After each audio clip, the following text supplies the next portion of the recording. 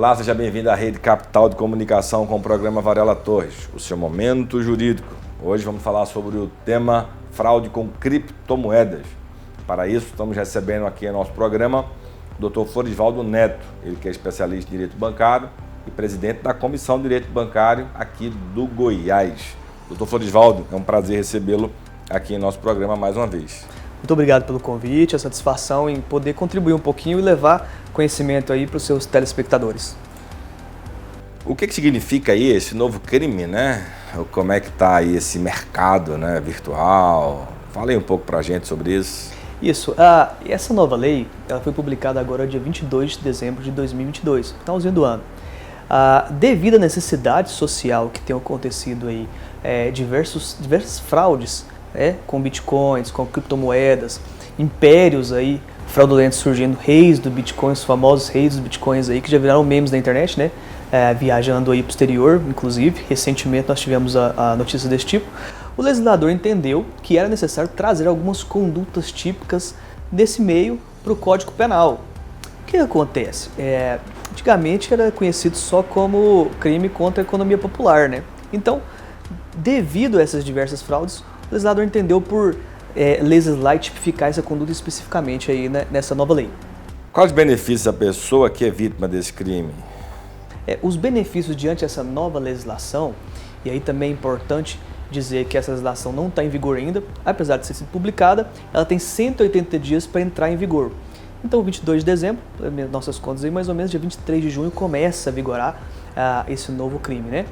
Então, os benefícios são que as pessoas antigamente elas não tinham, antes da nova lei, e antes de vigorar essa lei ainda, elas não têm aquele aparato de uma delegacia especializada, né, de uma investigação mais apurada do Ministério Público, mesmo porque ele é considerado um crime de menor potencial ofensivo. Então, acabava que ali as vítimas desse crime, elas ficavam à mercê de uma pessoa que não ia presa e de uma investigação que não compensava muito o aparato estatal e de ir adiante.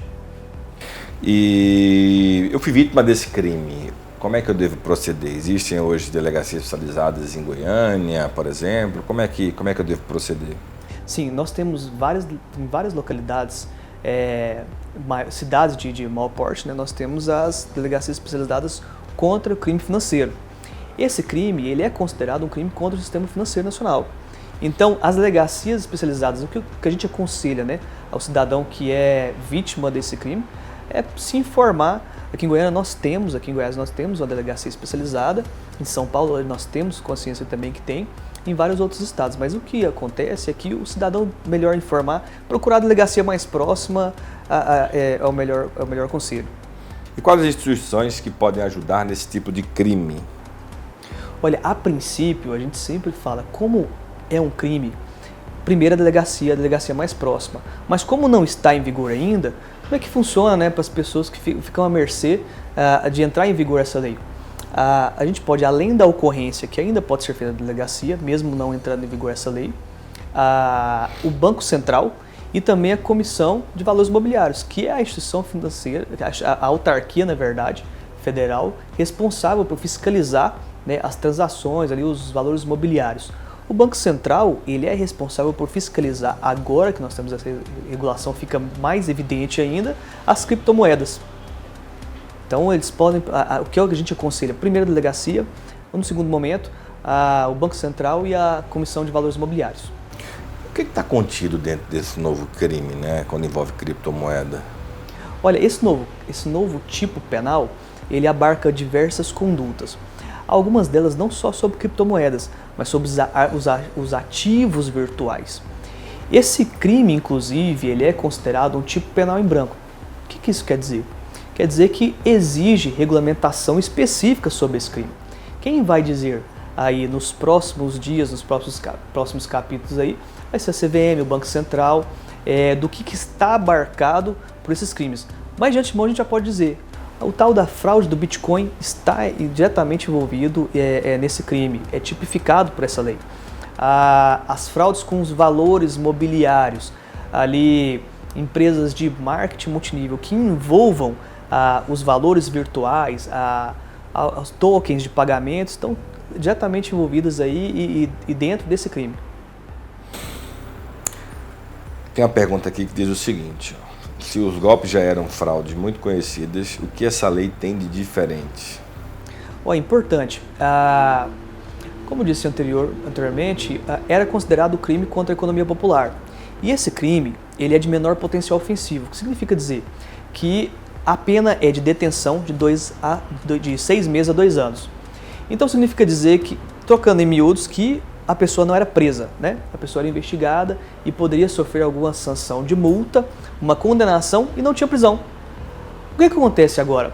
Agora tornou-se um crime de maior potencial ofensivo. A pena inicia de 4 a 8 anos de reclusão, ou seja, se a pessoa vier a ser processada e condenada, ela vai diretamente já começar a pena no regime fechado. Então vai ter que ter a progressão de regime.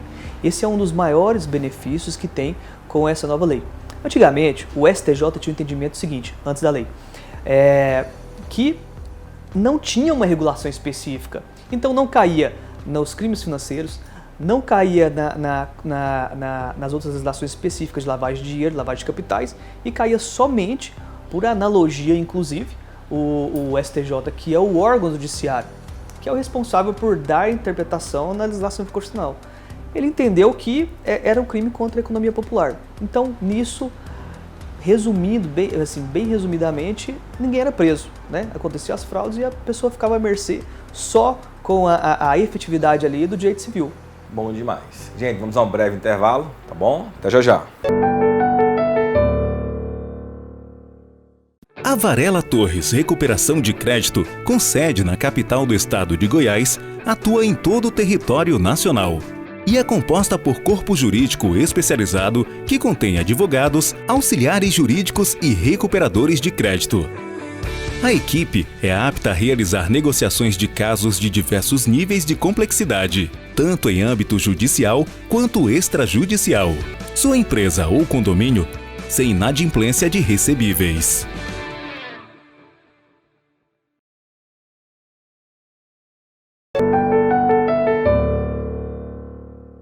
Estamos de volta com o programa Varela Torres, o seu momento jurídico. Hoje recebendo aqui como convidado o Dr. Florisvaldo Neto, ele que é especialista em direito bancário e presidente da comissão também de direito bancário. Dr. Flores, tem mais pergunta aqui, tá? Olha só, o que piora para o criminoso, né, que comete esse tipo de crime? É importante a questão. Agora nós temos uma progressão criminosa e uma progressão de pena, na verdade, um reformácio em prédios que a gente fala. Porque a nova lei trouxe uma pena mais grave, uma pena mais prejudicial. Significa dizer que a pena mais grave, que é de 4 a 8 anos de reclusão, a princípio, se condenada a pessoa, se julgada, processada e condenada, ela começa a cumprir o regime inicialmente fechado, para depois progredir de regime. Significa dizer também que a prescrição para esse crime, ela, nos termos do artigo 109 do Código Penal, ela é de 12 anos, ou seja, é muito mais difícil agora a impunidade.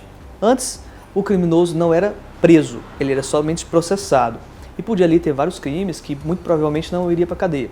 Agora, ele sendo, né, claro, o devido processo legal, sendo processado ali e sentenciado, já vai iniciar a pena no fechado. Por que esse crime é chamado Lei Penal em Branco? Assim, esse crime, ele é chamado Lei Penal em Branco porque ele precisa de complementação. Hoje nós temos várias legislações específicas do ramo valores imobiliários, do ramo financeiro. Então a gente precisa de pedir os préstimos da lei contra crimes do sistema financeiro. Ali tem o artigo 1º, inclusive, foi modificado por essa legislação. Ele fala sobre as instituições financeiras. Quem é a instituição financeira? Quem pode cometer esse crime? Quem é o sujeito passivo? Então ele elenca algumas das instituições financeiras, algumas das pessoas jurídicas que podem cometer o crime, que são as fintechs, por exemplo, que são os novos bancos digitais podem cometer esse crime. E também, na conduta típica ali do crime, ele tem alguns núcleos de tipo, que significa dizer que aquela pessoa que ela negocia, que ela intermedia, ou que ela faz a propaganda, ela também comete esse crime, que é a fraude contra o sistema financeiro. Os Bitcoin, também entram nessa lei? Sim, os bitcoins estão diretamente ligados a essa lei, inclusive foi um dos motivos que levaram ao legislador querer regular essa conduta típica. A Ethereum também, que são eu digo assim porque são as duas criptomoedas mais famosas, né? Mas tem também, inclusive, aquelas pirâmides financeiras, que se negociadas aí como valores imobiliários, elas entram também na conduta típica e são atribuídas aí as penas para esse tipo de crime. Entendi. E como é que fica a questão de prejuízo ao dano? Como é que fica isso daí? Isso é interessante dizer que com o advento dessa lei, o aparato do Estado ficou mais disponível, mais interessante utilizá-lo. Nós temos, inclusive, o Ministério Público como atuante titular da ação penal, que ele pode ali vir a fazer alguns pedidos de sequestro de bens, que antes a gente não tinha. Com o advento da nova lei, a gente tem essa possibilidade. O que é esse sequestro de bens lá regulado pelo processo penal?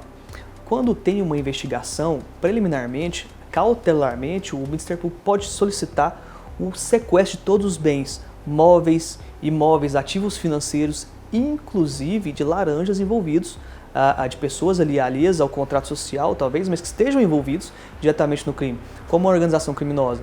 Então, a princípio, já pode resguardar. Porque qual que é o grande problema dessas fraudes? Porque o pessoal dissolve o patrimônio, o crime não tinha todo esse aparato do Estado para a solução, né? E a pessoa dissolvia o patrimônio, viajava para o exterior e não conseguia pegar. Então agora a gente consegue ter mais medidas eficazes para garantir. No segundo momento é a ação de indenização na esfera civil, né? Que pode ser aí garantida com sequestro de bens, uma futura indenização, que é a razão de ser do sequestro, né, do processo penal. Bom demais. Gente, estamos chegando ao final aqui do nosso programa. Espero que você tenha aprendido bastante em relação a esse tema, tá certo? Flores, muito obrigado. Doutor Florisvaldo, né? Muito obrigado por estar voltando ao nosso programa, tá certo? Venha mais vezes, é sempre um convidado aí, nosso muito especial. Eu que agradeço e estou à disposição para futuros convites aí. Muito obrigado. Que Deus te abençoe e até a próxima.